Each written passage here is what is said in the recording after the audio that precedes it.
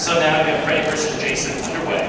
Please welcome the creator and producer of the Friday the 13th series and the producer of Freddy vs. Jason, Mr. Sean Cunningham.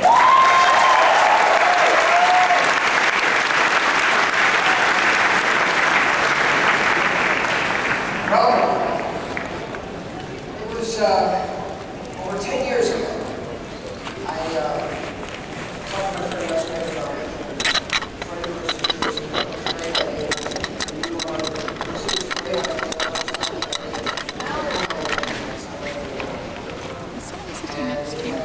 This one is saved, but that one is not.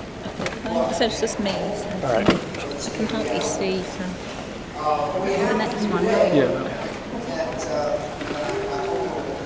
It was a specially cut bunch of footage, especially for the Comic-Con 2003.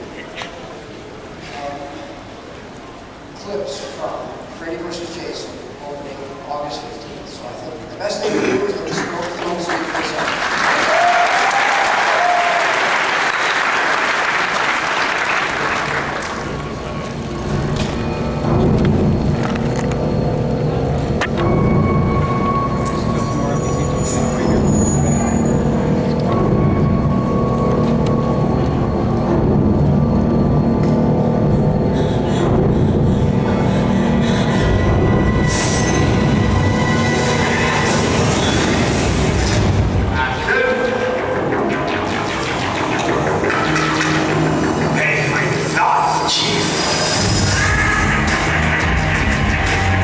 Robert Englund here, a.k.a.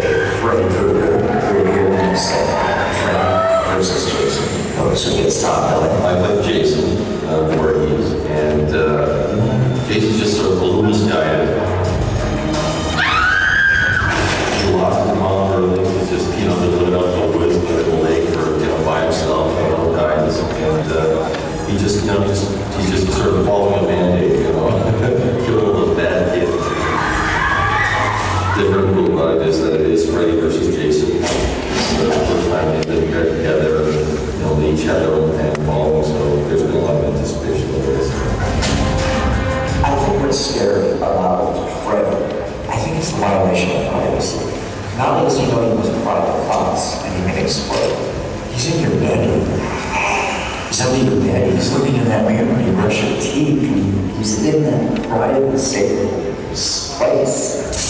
And he's invading that. What's the matter, boy? Wish wake up call. Jason is obviously much bigger and much stronger than Freddy. Freddy is much smarter than Jason and has a whole world unto himself where he's sort of Lord of God. He uses that to manipulate Jason and to take advantage of Jason, but ultimately, Jason relies on his strength to try and overcome Freddy. Freddy needs to install fear into his potential victims, the children, the relatives, the offspring, the original vigilante units, the burn. Ronny Yu directs the film, and he does a really amazing job. I remember one of the first times I was on set, I was nervous. Of course, it was my first movie, and I was terrified. He made me feel very comfortable. Ronny just has a strange popular culture sensibility. He just sees his stories that way. Ronny is just bringing the wonderful down and escaping from Jason to a new level. The makeup is, the technology has improved and changed since the last time I did Freddy. We have probably about 72 different bags and makeups to build in the past 8 weeks. The crew here in the shop is 31 people in the shop and another 10 people on set to help with filing. Freddy's makeup, we're using full makeups, which is the norm for many years. Same with Jason's makeup, that also is full makeups. All of our bodies are made out of silicone. The beauty of the silicone is that it resembles skin that much more than full makeups. It's translucent, so the camera will want to travel into the material. It's not Freddy that fights Jason, it's Freddy versus Jason. There's a lot of mind game, a lot of manipulation.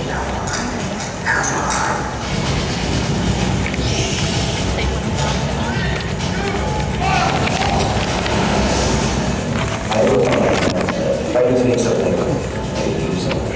The old look. Oh. Excuse me. Here. I guess you're supposed to take one and pass it on. We have some already. Oh, well, in that case. My favorite sequence is one of Jason's, which is the rave. You know, Freddy likes to take the teenage vernacular and jam it back down their throat.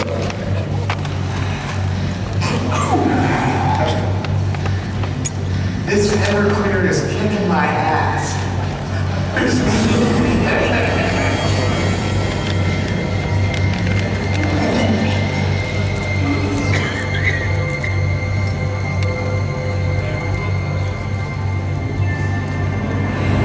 Check out this fucking guy. Hey, Jethro! It's great! Got a Halloween party! Why don't you go find yourself a pig to fuck? If I only could put you where it's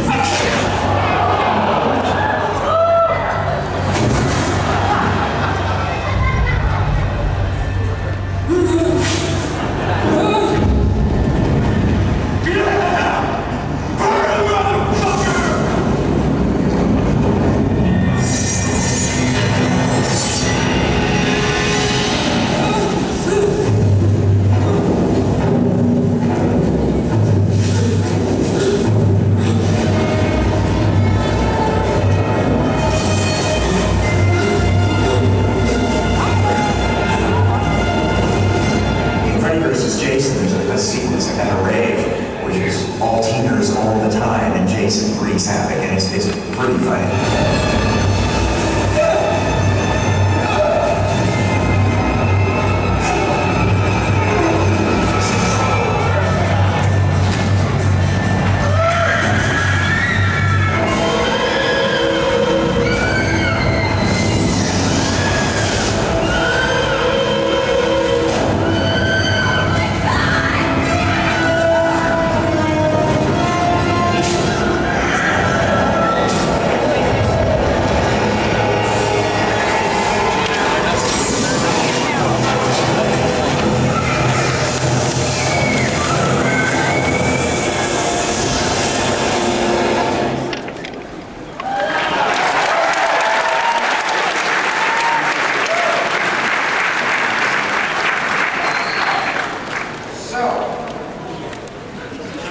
There are three people here, none of us are there.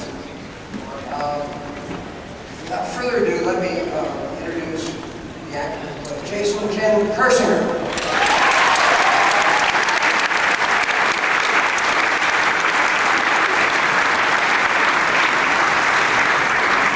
The actor who played and plays Freddy Krueger, Mr. Robert Englund.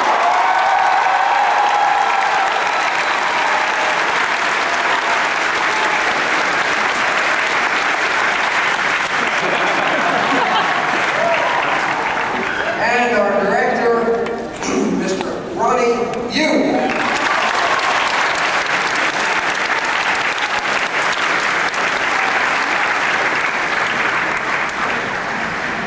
So all of us are here so that we can answer any of the questions you might have and get you ready to rumble on August 15th. So without any further ado, let me ask a question. Who has a question? I can't see it. Oh, wait, right there. Sorry.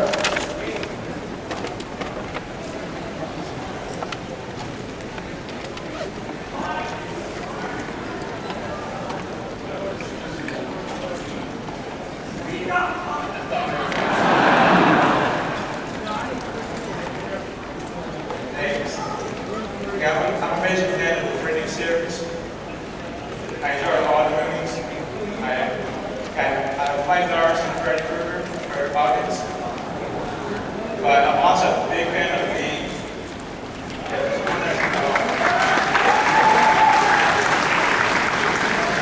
if they were to do an update to be read it. Actually, Kenneth Johnson, the creator of V, called me about 3.5 months ago with the success of Steven Spielberg's Taken on the the Sci-Fi Channel, which borrowed liberally from the original B, and also from Independence Day. We are going ahead and doing a 3 to 4 hour miniseries in 2004.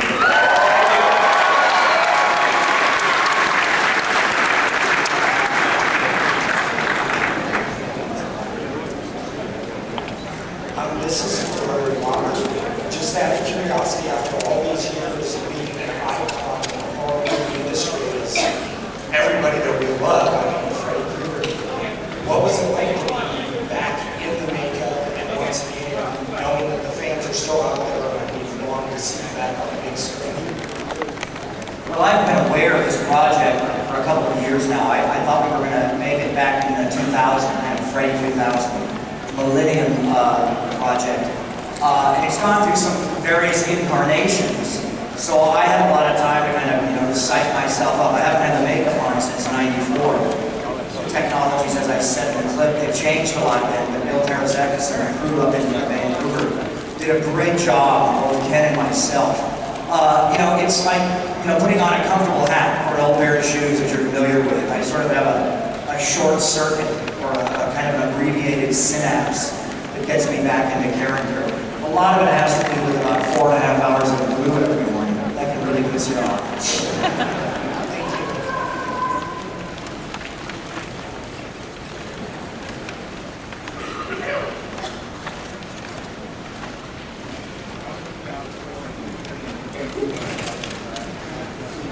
She asked what scares herself with this and that. Oh no, I love what I see. It's when I look at the big dog here that I get frightened. No, I've told this story a lot. Back on Wes Craven's original Nightmare on Elm Street, I fell asleep in the makeup and I wasn't used to wearing it. And we were shooting a lot of nights back then. We were worried about losing the night as opposed to losing the light. And I had a towel wrapped up Japanese style, very tight, so that I wouldn't tilt to the right or left in my honey wagon and ruin the makeup. AD knocked on the door and said, Mr. Englund, we're trying to get this shot before dawn. Hurry up. And I sat up and I looked and I didn't have a star wagon. I hadn't worked for Ronny and Sean yet. And I had this little crooked honey wagon with a mirror opposite the cot and lights on the makeup. It all turned about 3/4 off. And as I sat up, I looked into that mirror, and they're looking back at me. A little bit of Vaseline on, shiny and old, with this old bald figure and burn scar in. And I literally, in that moment, just as you wake up, kind of do your subconscious, in that split second, I was disoriented. I looked into the forced perspective of the honey wagon mirror, I scared the Jesus out of myself because I forgot I was in the makeup. And that's the only time that that image of me in the mirror in the half light of the dimmer bulbs has stayed with me all these years. And every once in a while it still enters my dream state. And I have it in my subconscious file. Hello there, gentlemen. In the last 10 years or so, horror movies way over here on the way you mentioned out there. Horror movies start becoming more common. I want to know, is this movie going to scare the hell out of us? I can speak to that a little bit. We found that it's most important not to patronize the audience in front of the audience and feel that this is still a very violent, potentially fresh show. There's nothing in this movie that makes fun of itself. Having said that, the movie is not a fun watch. It doesn't define a stupid activity. It tries to speak to the audience with respect and an underlying sense of fun and adventure. Ronny, do you have Yes, I think basically the fun is on the entertainment that the audience will get. I mean, it's almost like a ride rather than just trying to sit. And Ronny doesn't back off the work. I promise you guys. Ronny was Ronny. We worked this hard, and he's out. He's the first guy on the set, the last guy to leave. But I think Ronny's slogan on the set was more blood.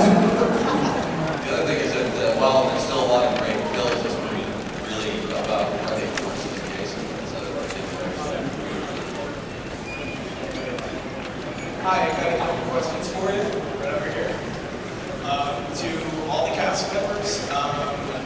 was your childhood fears when you were growing up? Well, for me, I saw a movie one summer as a kid called The Naked and the Dead, based on a novel by Ronny Yu, famous World War II novel. And in it, a GI dies somewhere in the Southeast on a snake bite. Lime green snake, as I remember. And he dies as a go on the screen. Pus coming out of his ears and his eyes and his nose. And it's like, unbelievable. I had accidentally walked into the adult matinee. So I was pretty traumatized. For the next 6 months, I checked in my bed every night. So I would have to say my fears. It's a little hard for me to believe, but as a kid I saw Jaws in the theater. I've been stuck in it for 21 years. It's hard to admit that, I go to Mount or something like that, and I still have a great boogie for it. You'll hum the Jaws thing to Kenneth. Out of the land. I think mine has to be The Exorcist. When I first saw it, I just don't know what to expect, but off the theater. And I've just seen it. I remember I saw it in Ohio, Columbus, Ohio. And I just had to find a hotel to stay at night. I don't want to drive back.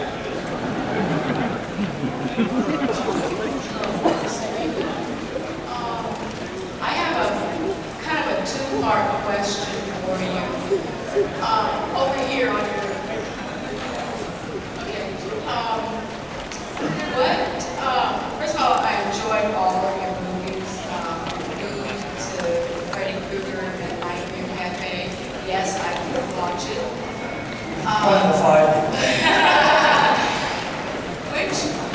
Which was your favorite to do? Well, this is going to sound like a cliche, but for actors, we all have this hope somewhere, and that hope is, what am I going to work again? What's my next job? So the cliche line is, my favorite job is my favorite movie is the next one. But that is kind of true, because there's this terrible thing that happens when you work in film, which is on the way home, either with a teamster driving you or when you're driving yourself, you always have a better way of doing it. I'm sure Sean, I know Ronny has this one, and I'm sure Ken does it, whether he's acting or coordinating, think of another way, another solution, or another option or choice to do. And that does get kind of frustrating. And so when I see old movies or old television series that I've done, I always want to change it. I want to do it bigger, or I want to do it smaller, or I wish I was standing different, or I used a different prop. So for me, the true answer is I'm always looking forward to the next job. I've had great process films because of locations. I've been magical. I've been working a lot in Europe the last 4 years because I was waiting for us to begin Freddy vs. Jason since 2000, and I sort of had to fill in my dance part because I don't make my field be like cinema. And it's really fun and exotic to work in Europe. The last film there, I shot the whole thing on long lenses, so it was kind of my Robert Englund. I was far away from the camera, allowed to improvise a lot. And that was fun for me as a process. The Europeans do the big 3-hour lunch. But, I know I'm going to see that movie. It's going to be in Venice at the end of the summer, and I'm going to see that movie and I'm going to go, oh, man, whatever right here, the way I was holding that glass. So, my favorite movie is next. We're on the other side. Is that what we're looking at? So everybody on this side got it? Okay, so we're good.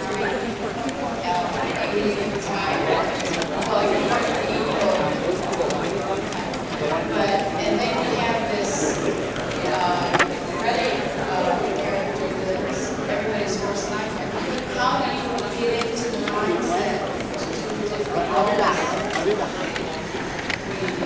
Well, Freddy, as I said earlier, with Freddy, a lot of times we have 4 hours every morning, getting the grooves. Because it's not babies, it's not the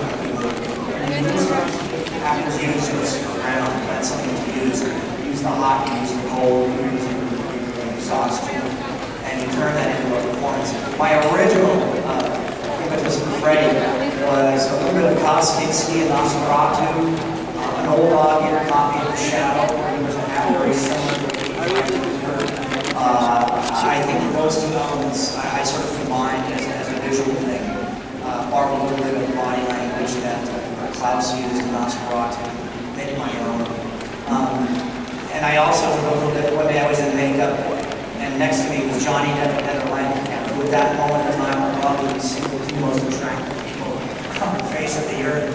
They were getting blow dry, they were getting pampered, they were getting baby wipes, they were getting powdered and highlighted and lipstick. Here I was, some guy at turkey based full of KY jelly, putting philosophy bag glue on my nose. So they kind of used that. They used my anger towards these two beautiful young kids who had their whole careers ahead of them and turned that into a really good Freddy stuff. So that's what I used. As for playing nice guys, I'm just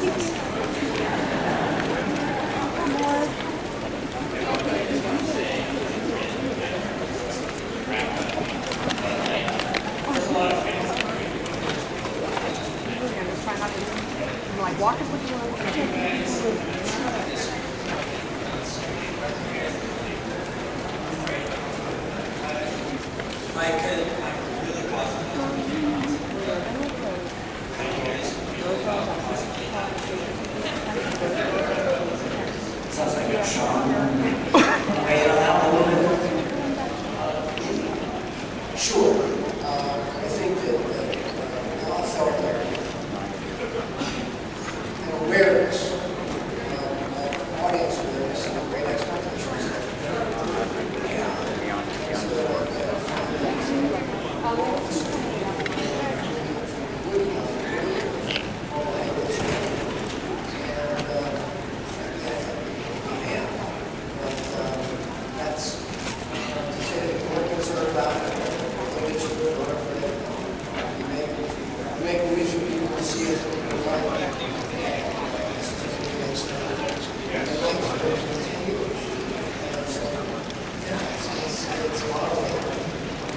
Part of the hype, it's for you, part of the hype is since 1984, fans have come to me and go, Mr. Englund, sir, do you think you could kick Jason's ass? Dude? Or could you take Michael Myers? Or what would it be like if you went against Chucky? Or Predator, man? Or, Jamie Lee Curtis, could you take her? But this is that part, that classic fan thing, where we sit around and it's the big fan what if? Ooh, would it be cool if so-and-so met so-and-so? It's not new. You and I didn't think of this. This goes way back to Frankenstein versus the Wolf, Frankenstein versus Dracula, to the classic comics of the golden age of comics, which is why we're all here. This has always been in the popular culture of mix. But I'm Sean and Ronnie can weigh in on this, but to me, the degree of difficulty is not canonizing. It was setting it up in the script for us to meet, for our process.